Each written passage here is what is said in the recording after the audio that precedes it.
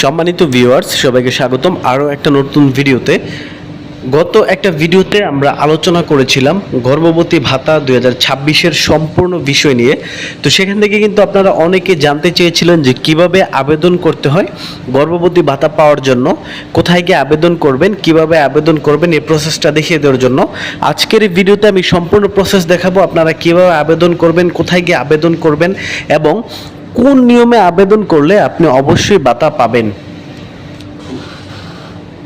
বোনরা আছেন, ভিডিওটা দেখতেছেন, সম্পূর্ণ ভিডিওটা দেখুন, স্কিপ করবেন না। স্কিপ করলে কিন্তু আপনারা বুঝতে পারবেন না কোথায় গিয়ে আবেদন করবেন। তো চলুন সর্বপ্রথমে আমরা আগে দেখিয়ে দিচ্ছি যে আবেদন করতে হলে আপনার কীরকম যোগ্যতা থাকা লাগবে, কখন আপনার আবেদন করার সঠিক সময় সেটা আগে আমরা দেখে নিব। তো মা ও শিশু সহায়তা কর্মসূচি, তো এখান থেকে আপনি যারা আবেদন করতে যাচ্ছেন গর্ভবতী ভাতার জন্য, যারা আবেদন করতে যাচ্ছেন, আপনার কী কী যোগ্যতা থাকা লাগবে এটাকে একটু দেখে নিন। এটার ভিতর যদি আপনার যোগ্যতাটা মিলে যায় তাহলে কিন্তু আপনি আমার এই আবেদন প্রসেসটা দেখে গিয়ে সরাসরি আবেদন করে ফেলবেন, ইনশাল্লাহ আপনি পেয়ে যাবেন। তো প্রথমত আপনাকে যেটা করতে হবে, আপনার বয়স অবশ্যই কিন্তু 20 থেকে 35-এর মধ্যে হতে হবে। এর বেশি অথবা কম বয়স হলে কিন্তু আপনি এখানে আবেদন করতে পারবেন না। আপনার আইডি কার্ডের ফটোকপি লাগবে, যে পরিচয়পত্র আপনার আছে এনআইডি কার্ড, সেটা আপনার অবশ্যই থাকতে হবে। গর্ভকালীন সময় 4 মাস থেকে 6 মাস অথবা 16 সপ্তাহ থেকে 26 সপ্তাহ। এবার খেয়াল করুন, আপনি কখন আবেদন করবেন, আপনার যখন গর্ভের সন্তান 4 মাস থেকে 6 মাসের ভিতরে থাকবে। 4 মাসের কম হলে কিন্তু আবেদন করা যাবে না।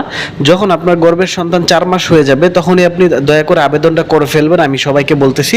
তো এখানে দেখুন, আপনার সন্তান যখন আপনার গর্ভে 4 মাস থেকে 6 মাস অথবা 16 সপ্তাহ থেকে 26 সপ্তাহ পর্যন্ত আছে, এই সময়ের ভিতরে আপনাকে আবেদনটা করতে হবে, তাহলে আপনি পেয়ে যাবেন। তো কততম সন্তানের জন্য আপনি পাবেন, অনেকে প্রশ্ন করেছেন আমি কি বারবার আবেদন করতে পারবো কিনা। না, শুধুমাত্র প্রথম অথবা দ্বিতীয় সন্তানের জন্য পাবেন। আপনি যে কোনো একজনের জন্য একবার পাবেন, আপনাকে বারবার কিন্তু ভাতা দেওয়া হবে না। ধরুন আপনার প্রথম সন্তান, তাহলে আপনি পাবেন। আপনার দ্বিতীয় সন্তানের ক্ষেত্রে কিন্তু আপনি আগে উপভোগ করেন নাই, আগে পান নাই, তাহলে কিন্তু আপনি পাবেন, একবার পাবেন।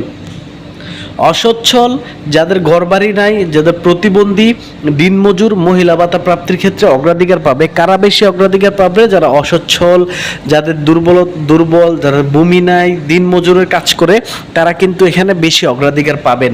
তো চলুন, আপনার যে আবেদন কিভাবে করবেন সেটা দেখানোর পূর্বে আরও একটা বিষয় আপনাদেরকে জানাই দিচ্ছি।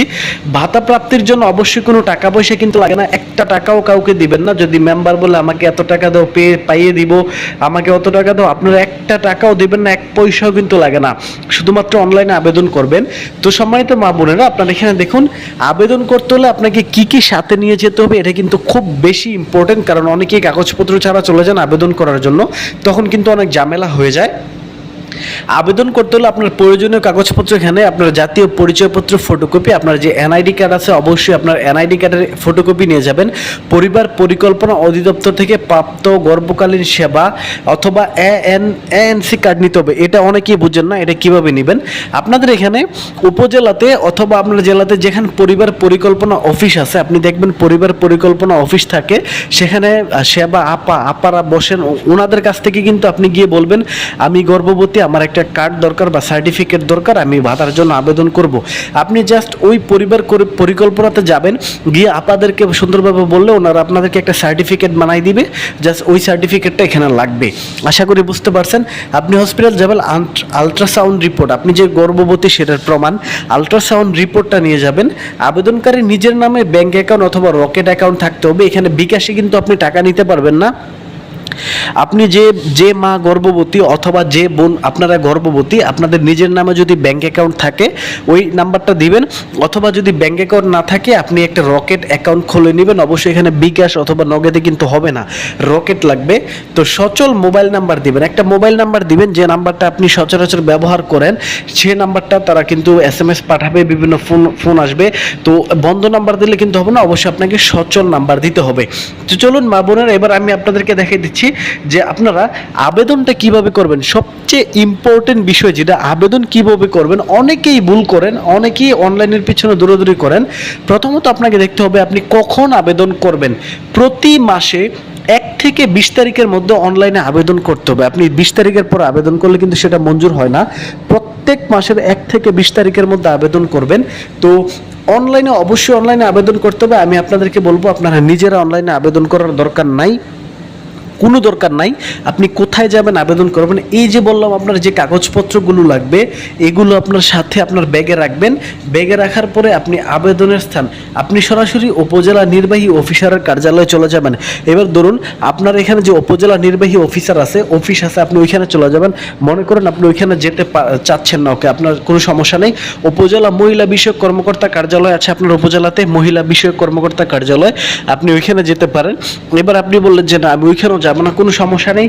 আপনি ইউনিয়ন পরিষদ, আপনার যে ইউনিয়ন পরিষদ আছে, এই ইউনিয়ন পরিষদ আমরা যেটাকে পোস্ট অফিস বলি, আপনার ঘরের হাতের নাগালেই থাকে। আপনি পোস্ট অফিসে যাবেন। পোস্ট অফিসে একটা বয় দেখবেন কম্পিউটার অপারেটর, তাদের কাছে আপনি কাগজপত্রগুলো জমা দিয়ে বলবেন আমি ভাতার জন্য আবেদন করতে চাই, তাহলে কিন্তু তারা আপনার জন্য আবেদনটা করে দিবে। অথবা উপজেলা তথ্য কেন্দ্র আছে, সেখানে তথ্য আপারা বসেন, ওই আপাদের কাছে গিয়ে বললে কাগজপত্রগুলো দিলে আপনি যাতে সুন্দর করে বলবেন, যাবেন কাগজপত্রগুলো দিবেন, আপা আমি গর্ভবতী ভাতার জন্য আবেদন করতে চাই, তারা আপনাকে সুন্দর করে একটা ফর্ম দিবে। সে ফর্মটা আপনি নিজে লিখে সঠিক তথ্যগুলো এখানে বসাবেন, আপনার নাম, ঠিকানা, ব্যাংক অ্যাকাউন্ট নাম্বার, বয়স, সব কিছু। আপনি যদি লিখতে না পারেন আপনার সন্তানকে নিয়ে যান, আপনার ভাইকে নিয়ে যান, অথবা আপনার স্বামীকে নিয়ে যান।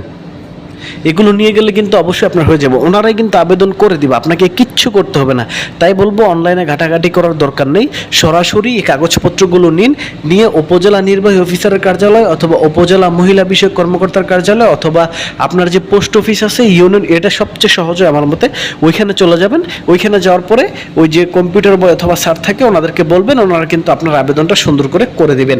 তো এই কিন্তু ছিল আপনাদের অনেক রিকোয়েস্ট ছিল এটা বলে দেওয়ার জন্য, আমি আপনাদেরকে একদম বিস্তারিত বইলা দিছি কিভাবে আবেদন করবেন।